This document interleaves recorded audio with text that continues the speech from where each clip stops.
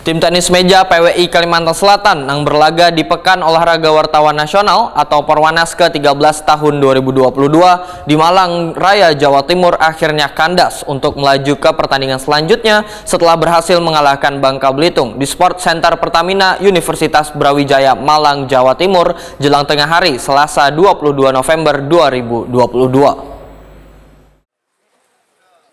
Tim tenis meja PWI Kalimantan Selatan yang berlaga di Pekan Olahraga Wartawan Nasional ke-13 2022 Malang Raya, Jawa Timur akhirnya kandas untuk melaju ke pertandingan selanjutnya setelah berhasil mengalahkan Bangka Belitung di Sport Center Pertamina Universitas Brawijaya Malang, Jawa Timur jelang tengah hari Selasa 22 November 2022. Regu tenis meja PWI Kalimantan Selatan terdiri dari Surya, Arifin, Semara, Akdimul Azmi, Rizkon sangat kompak menghadapi pertandingan ini. Namun sayangnya di ganda awal pasangan Semara Akdimul Azmi, Wan Rizkon berhasil dikalahkan pasangan dari Bangka Belitung. Namun pemain senior Surya berhasil mengalahkan pemain tunggal dari Bangka Belitung. Di sesi ketiga, pasangan Bangka Belitung kada bisa berkutik hingga berhasil dikalahkan Surya yang berpasangan dengan Arifin. Kemenangan ini pun berhasil diraih tim tenis meja PWI Kalimantan Selatan dengan skor 2-1. Pemain senior Surya menyatakan kekompakan tim adalah salah satu kunci kemenangan dalam menghadapi lawan tanding di lapangan. Menurut Surya, dalam permainan harus saling support, wan percaya rekan, serta mental sangatlah menentukan. Dalam pertandingan lanjutan untuk menentukan juara grup, tim tenis meja PWI Kalimantan Selatan kandas dikalahkan Kalimantan Tengah dengan skor 0-3.